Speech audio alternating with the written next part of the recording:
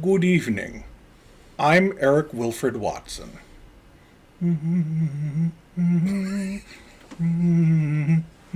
I'm Hugh Frank, and I'm a leaf on the wind. Watch how I soar.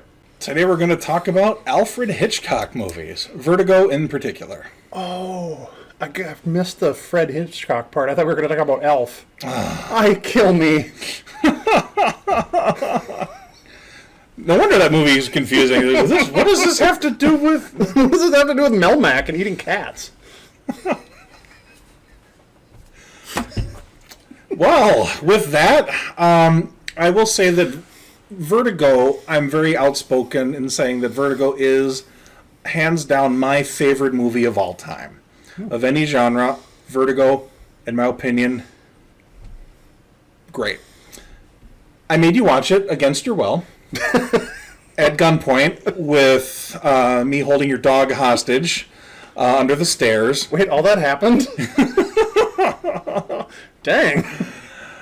With the demand that you watch Vertigo or else, and you have, so I'm curious to know what you thought. Well, I'm happy to have my dog back. I thought it was good. There was parts of it that I didn't get, mostly the ending. Are we spoiling this, or are we not? Yes. Okay. So, I don't understand why she was afraid of the nun at the end.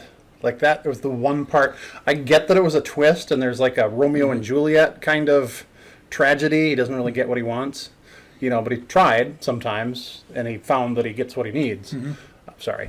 But I totally get the twist, but why did the nun scare her? No! I heard voices.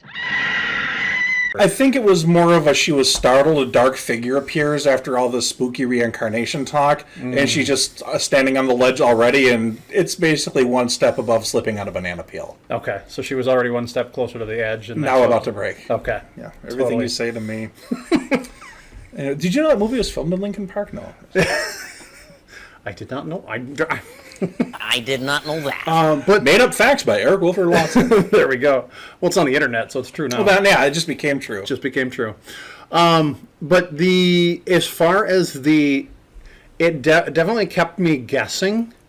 I think one part that they gave away a little bit too soon is when she started to write the note to the guy saying, Dearest Scotty, and so you found me. You've found me out, and I didn't mean for it to go this far, or whatever. And then she,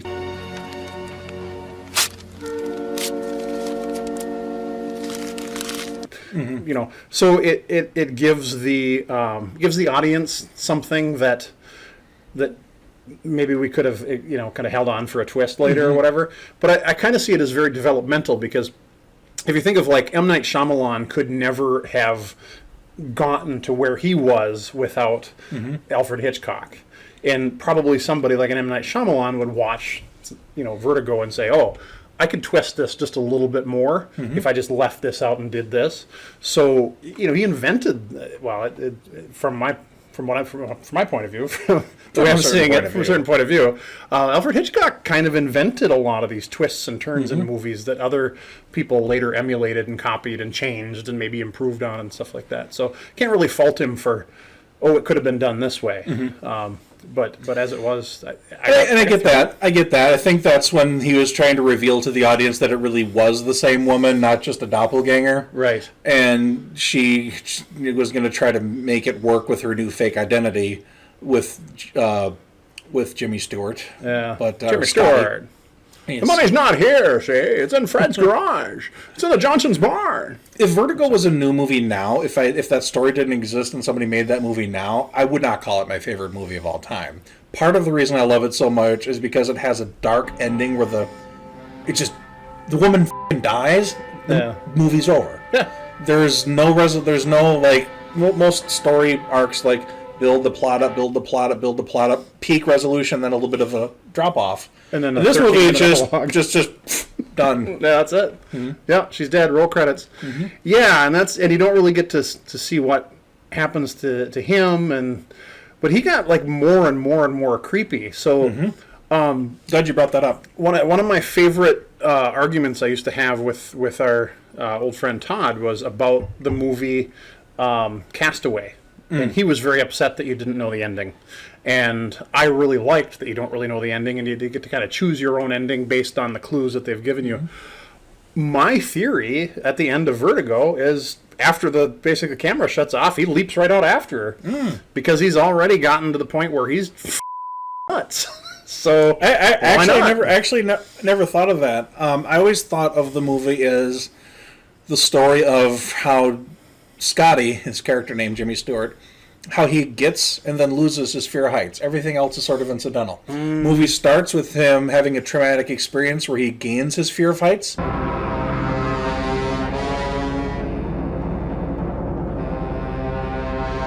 Right. Movie ends with a traumatic experience where he loses his fear of heights. He walks out onto the edge unafraid. So that's all the movie was him gaining and losing that fear. Shouldn't they have called the whole thing Fear of Heights? Well, they did, kind of Vertigo. Oh, that gave me high anxiety. Yeah.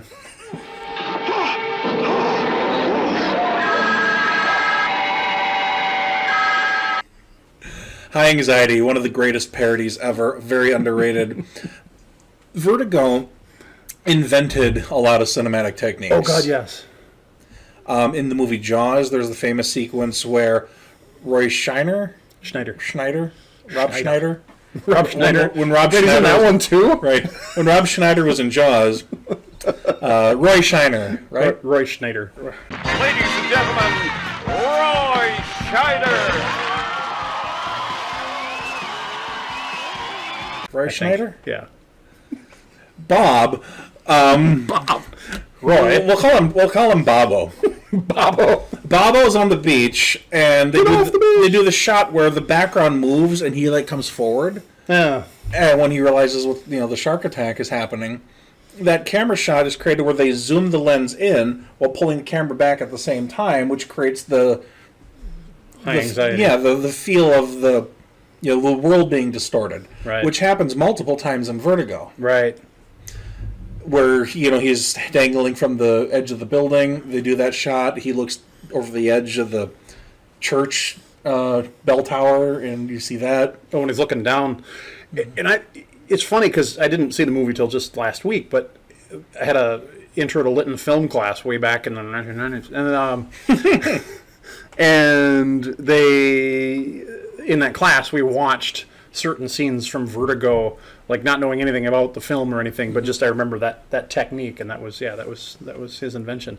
What I thought of when they were walking up the bell tower there is, I don't know if it was meant to be a parody, but in the 1989 Batman, there's a long walk up the bell tower towards the end, which ultimately the Joker falls off of. I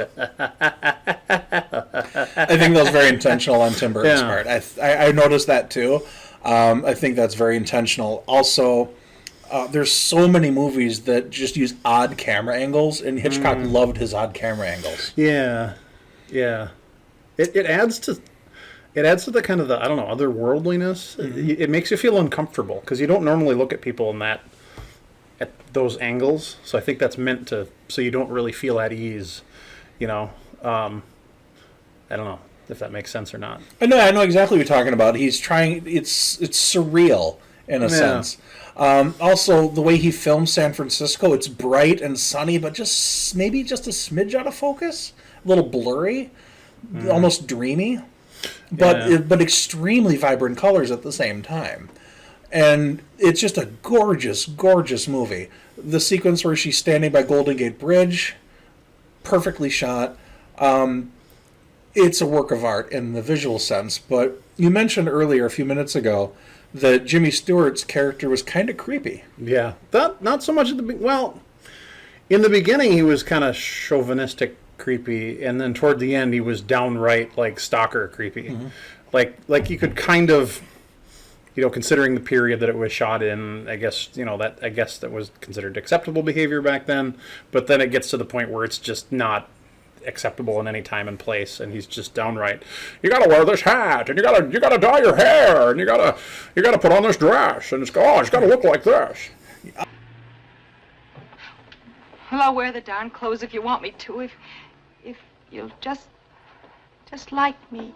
I'll love you if you do exactly what I say when I say, bitch. Yeah, exactly. Yeah. It's almost like. And it's jarring because you know him from It's a Wonderful Life. Yeah. He's this jolly old American good guy, and he's being a creepy weirdo. Yeah. And it's.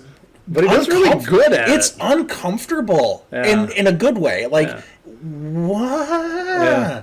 And you don't know what's going to happen because he's sort of the hero of the movie, but then he's acting very unhealthy. Yeah. I mean, just the early sequence where she jumps into the bridge, jumps into the water in front of the Golden Gate Bridge.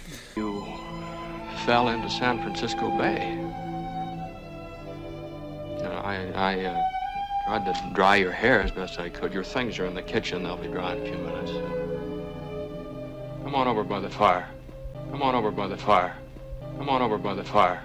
Fishes her out, doesn't bring her to a hospital, doesn't bring Right, her home, yeah, brings him to his own apartment, undresses her, and puts her in bed. Yeah. And he's like, plays, I'm just drying your clothes. It actually reminded me a lot of. And that wasn't acceptable back then either. No, that never was. And and especially. Well, there's no especially. It just wasn't. But he also, he knew where she lived. He knew her husband. If not a hospital, should have brought her home. Kind of, there's no excuse for that. It kind of reminded me of. Have you seen 10 Cloverfield Way? Which was kind of a sequel. Yes. Like John Goodman in that. Like, he goes back and forth. You don't really know if he's a good guy or a bad guy because for a little bit they show evidence that, no, he's just kind of a slightly off but otherwise normal guy. And then there's evidence that he's super creepy. And then there's evidence that, no, it's really not, and they keep on flip-flopping. You know what, Michelle? I'm going to tell you what I told him. You need to eat, you need to sleep, and you need to start showing me a little bit of appreciation. Also a good movie to watch if you haven't seen it. They kind of did the same thing with him. Like, well, don't want to spoil the end, but at the end you figure out whether he's a creepy guy or a good guy who's not going about it quite the right way. Right. His heart's in the right place or not, you don't know until the end. Right, and you kind of want to you kind of want to feel. I don't know. You want to feel good about what's his name again in Vertigo? Oh, I was trying to think of the John Goodman character name. No. I remember. Scotty. Scotty, yeah. Which his real name is something else. What was his real name? Because they call him. No, his real name was like James or John. I don't remember. They call him Scotty in the movie. But there's actually a clue in there that I picked up on. But I'll get back to that. I'm embarrassed I don't remember because I'm calling it my favorite movie. But you want to root for him because you want to see him happy and Plus, being you with remember him from It's a Wonderful Life. Yeah. Mr. Smith Goes to Washington. Yeah. Anatomy of a Murder. He was exactly. He was a lawyer in that one. Well, not everybody's perfect, but he wasn't a twisted sickie either in that. But if you live in the UP of Michigan, you gotta go to the courthouse in Marquette and see where they filmed Anatomy of a Murder because that's part of the background. Yeah, there's a sequence where Jimmy Stewart's walking down the sidewalk and there's a church in the background. That church is where my parents got married. Oh, cool. So nice. That's neither here nor there, but actually it is. It's there. It's a couple hundred miles that way. But it's not here. It's there. Yes. So you really want to you feel for the guy. You want him to be happy to like him even though he does unacceptable things. Yeah, and it's kind of like, come on, Jimmy, stop doing this. But and I can't remember what his given name is. Something like James or Jim or John or something. But they call him Scotty. It's like it doesn't really flip. But there's a scene in there. He's introduced himself to the imposter woman. That he doesn't know is the imposter woman yet. He doesn't know she's the imposter woman. And he introduces himself as Jim or James or whatever his name is. And she calls him Scotty. But she wouldn't have known that his name was Scotty. So I'm sure he said it off camera. But there's a little clue in there, I think. A clue. I think that was another little crumble left for us to say, how did she know his name was Scotty when he introduced himself as Jim? It's not like, it was John because somebody asked him, do you go by John or Jack? And he says, actually, they call me Scotty. From this day forth, all the toilets in this kingdom shall be known as John's. which I don't really get where you get Scotty out of. Whatever. But anyway, so I just thought Maybe it was he's a little Star crumb. Trek fan. He might have been, yeah. Lots of Star Trek fans in the 1950s. Yeah, oh yeah. Before Star Trek was invented. Yeah, He was well, ahead of his time. Yeah. I was wondering how Star Trek is going to come into our Alfred Hitchcock discussion. Gotta find a way to cram it in there somewhere. Was James Stewart ever on Star Trek? No. He should have been. Yes. You got a little wrong, Scotty. See, you can't beam me over here. You gotta beam me over there. Put a tractor beam right on the moon. And I'll transport it down to you. What do you want? You want the moon? Just say the word and I'll throw a lasso around it and pull it down. Return that moon to its orbit. The movie, when it was filmed, you did not have an unhappy ending. Yeah, I suppose. Films were A Hollywood that was kind movie, of the golden era of Hollywood. a Hollywood right? movie with a dark, unhappy ending. Yeah. Never has a movie completed its story. Like, she dies, the end. Right. But you didn't really see that happen. They actually had to add the words "the end" to the movie because people thought that there was something wrong with the Yeah, that there was going to be a moment of blackness, and then it was going to come back, and surprise, she's alive again. See. Was this before or after Psycho? before. Before, okay, gotcha. Because Psycho obviously didn't really have a happy ending either. No, but it had a resolution. They caught the bad guy, and that was that. In Vertigo, the bad guy gets away, and the Patsy woman dies. Seemingly. Well, oh no, I guess that's the husband. He's ultimately the husband was the villain of the movie, although you don't know that until much later. But by the time they figure it out, he's already fled the country. Yeah, with his money. Yeah, that's true. That's true. Huh? I hadn't even thought about that. Yeah, I was too busy thinking about. Well, that was some good sleight of hand too, because he's in exactly one scene, pitching his wife off. No, I guess he's in. Well, he explains. He's in the very beginning. Yeah, he's the guy who hired Jimmy Stewart in the first place, knowing he has a fear of heights and won't ever go up the tower. You think I'm making it up? No. I'm not making it up. I wouldn't know how. Lie. He has high anxiety. Yes. Yeah. That's right. Yeah. So he's in there. But you do forget by the end that he even kind of exists. So yeah. All I'm thinking is Jimmy Stewart plunging off the. Here I go! You know, I've seen the movie 27 times. I never once thought that he followed her down. I just thought he'd lost his fear of heights, and that was it. That was it, yeah. I just picture him being a broken man, but not afraid of heights anymore. Oh, he would have been a broken man in my ending, too. Yeah, well, very that's broken. True. Alfred Hitchcock has done a lot of suspense movies, murder thrillers, spy thrillers, but he's never done supernatural. He's never done ghost stories, to my knowledge. I ain't afraid of no ghosts. Maybe he did something in England in the 20s, I don't remember, but certainly none of his everybody American was doing movies. something in England in the 20s. The mum's the word, see? But the movie starts where Jimmy Stewart's told that she's being possessed by a woman from her past. The reincarnated, spirit was haunting her. And they had that played the ghost story element of it. Yeah. And there was a little bit of suspense. They're like, is she really possessed or what the hell's going on? And of course, you realize that she was just bullshitting and acting. Right. But Acting! Oh, that John Lovett skit was fantastic. But no, thank you for watching it. I really love that movie. My favorite Hitchcock movies are the 4 Jimmy Stewart movies. Oh, okay. He did Rope. By what right do you dare say that there's a superior few to which you belong? Okay. Which is a thriller about, I think that's an early 40s movie, if I'm not mistaken. I think that was before Jimmy Stewart went to fight World War II. Oh. Wrong! Wrong! Wrong!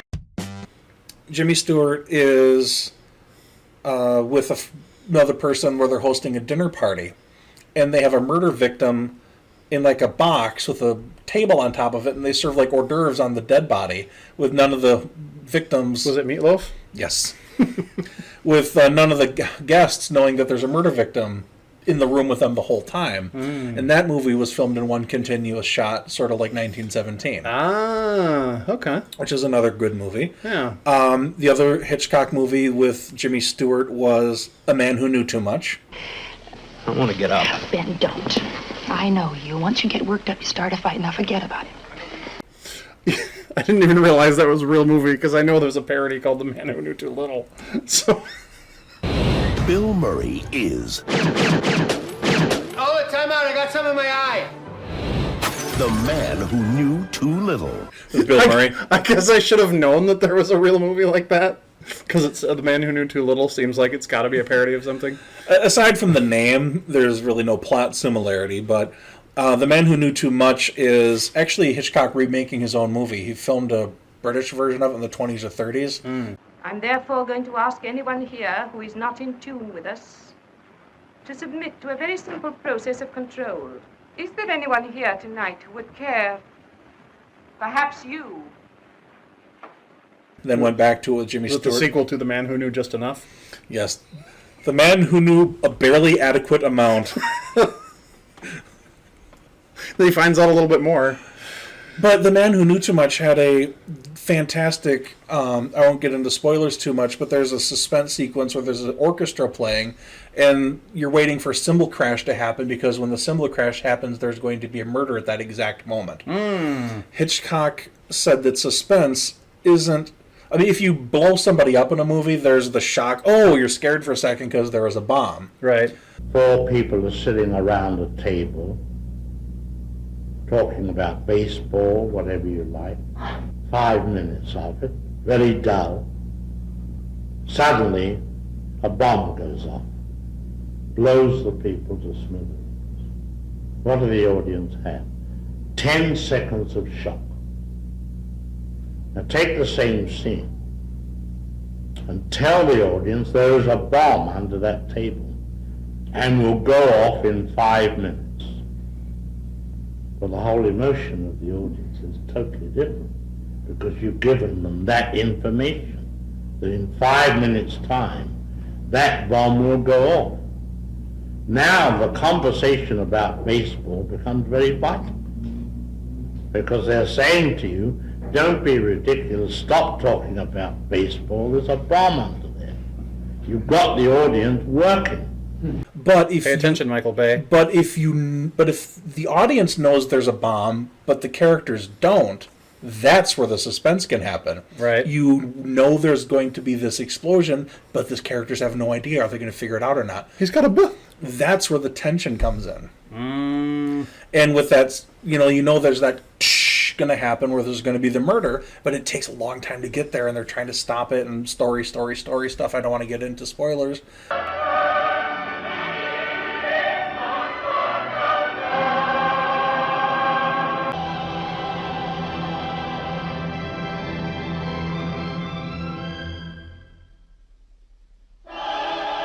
But that creates a lot of tension, and it's really good. Love it. Okay. And then last but not least is Rear Window. Oh, I've heard of that one.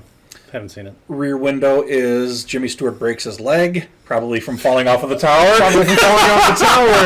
Yes. Yes. There it is. And not knowing enough, or knowing too much. But no, he's and also kind of being a weirdo. He spends his recovery with, there's no Netflix yet, so he has a pair of binocular telescope. He's watching his neighbors.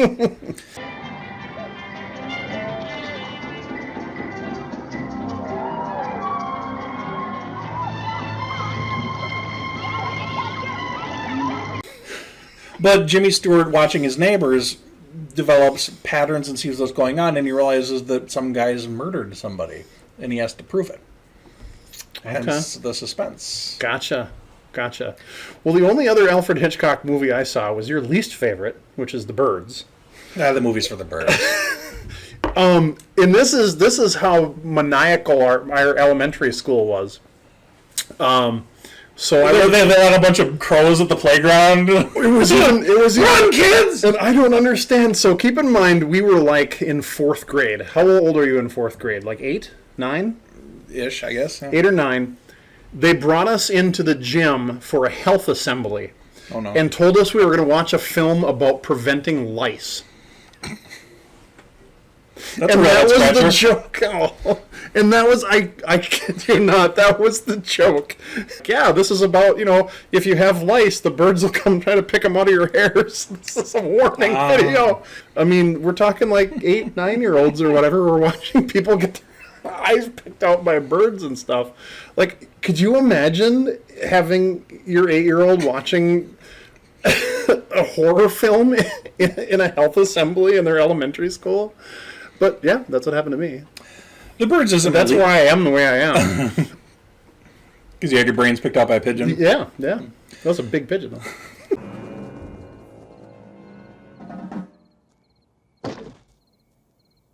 No, it's just kind of pigeonholed.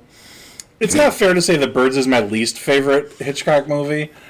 He did some like Torn Curtain and Topaz. I didn't really care for the spy movies he made in the 60s and 70s. Torn Curtain and Topaz sounds like it could be about a stripper.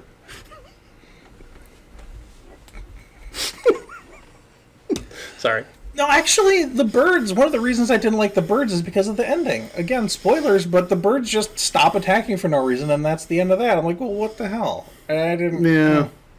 Yeah, it's almost like The Happening was kind of the same thing, except it was the trees attacking, and at the end they're like, well, we're done attacking now. Yeah. At least when the Ents went marching in the Lord of the Rings film, they had a reason, and a reason for stopping. Like, we must kill Saruman. Well, plus, the movie The Birds was perfected many years later with another film called Birdemic. Yes, and Birdemic... Far superior. Oh my goodness, yes, with the CGI clip art birds and the people firing hundreds of millions of rounds and not one shell ejecting. And like these...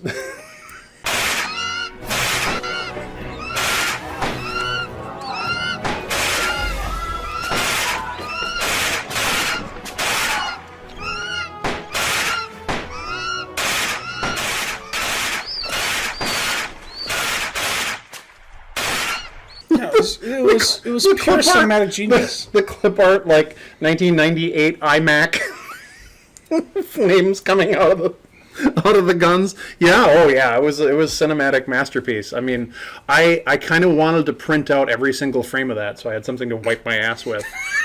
That good. It was that good, yeah.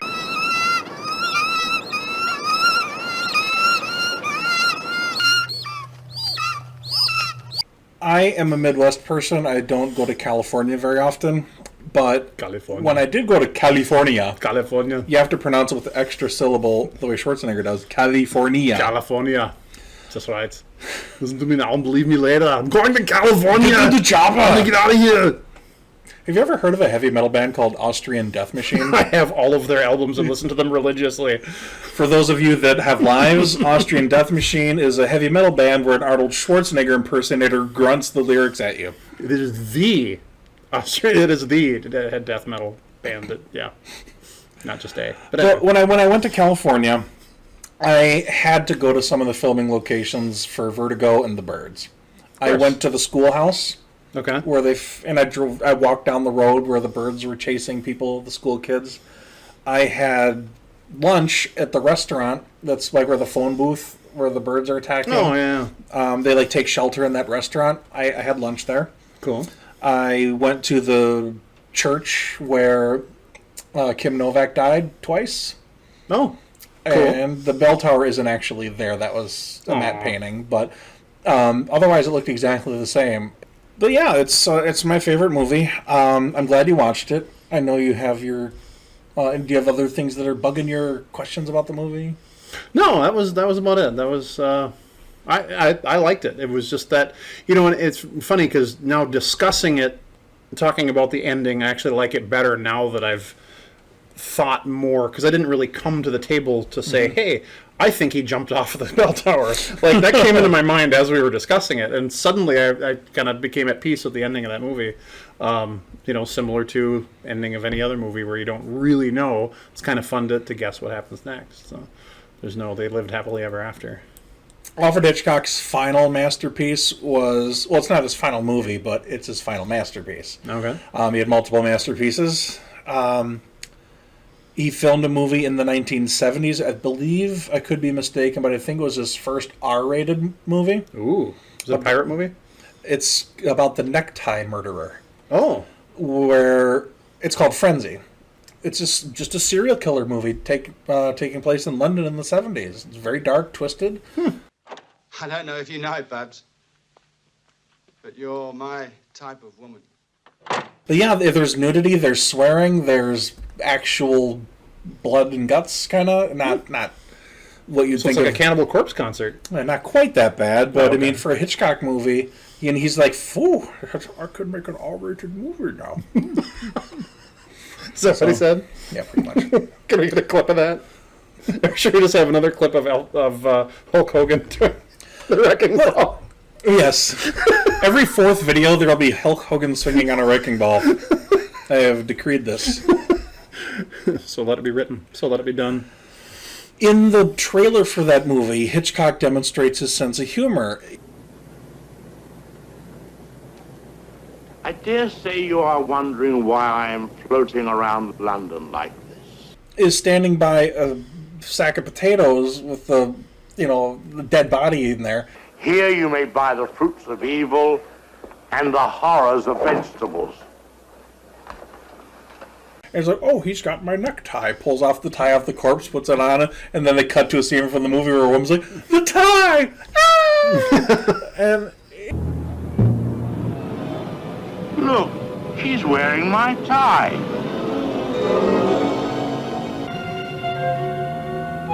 How do you like it? My God. The tie. he makes a joke out of his own movie, but you can tell he's having fun. I just realized, so he makes a cameo in all of his movies, right? Yes. So where was he in Vertigo? Because I don't remember seeing him now. At the very, very beginning of the movie, he is on the sidewalk. Oh, okay. He gets his cameo out of the way early in that one. It's instrument case or something. Okay. That's one of the things I miss about the late, great Stan Lee is now spotting his cameos and stuff, although they put references in there now. So, but yeah, I never really thought about it till just now that, he's in all of them. You talked about the one where he's in a boat before. We've discussed it before. Yeah, there's the movie Rowboat, or Lifeboat, where the whole movie's on a boat. You can't really bring Alfred Hitchcock in, so they have a picture of him in the newspaper. Yeah. That's the way they could sneak him in there. But Alfred Hitchcock's just a fascinating personality. He, in real life, was... People asked him if he was ever going to make a more comedic movies. He said they're all comedies. That's creepy. That is very creepy. You mentioned High Anxiety. Alfred Hitchcock was alive when that was made. Oh. And it was dedicated to Hitchcock, and Hitchcock saw the movie with Mel Brooks. Nice. Mel Brooks was afraid that Hitchcock hated it when he left the theater without saying a word. But a couple days later, a case of... Mel Brooks is a wine aficionado, I guess. Okay. A case of really good wine showed up with a note saying "Bravo" or something. Okay. Then he later said that he loved the movie and wish he had made it himself. Oh, you can't get more flattering than that. Yes. Huh. Bravo, Mel. But Hitchcock has had some great quotes. Hitchcock has actually said, and this is a direct quote, "Puns are the highest form of literature." Well, I wouldn't particularize on it because For obvious I'm reasons. generalizing. Oh, I see. Okay. And he's not an army man either. Who? Generalizing. Oh, generalizing. No. Oh. That's... You like all kinds of horror, don't you? Bad puns? Not bad pun. Puns are the highest form of literature. So, how can you not, in particular, like that guy? Yeah. And I've always had such respect for him as a filmmaker, as an artist, somebody who's willing to tell a good story. Yeah. Yeah. Yeah, I like it.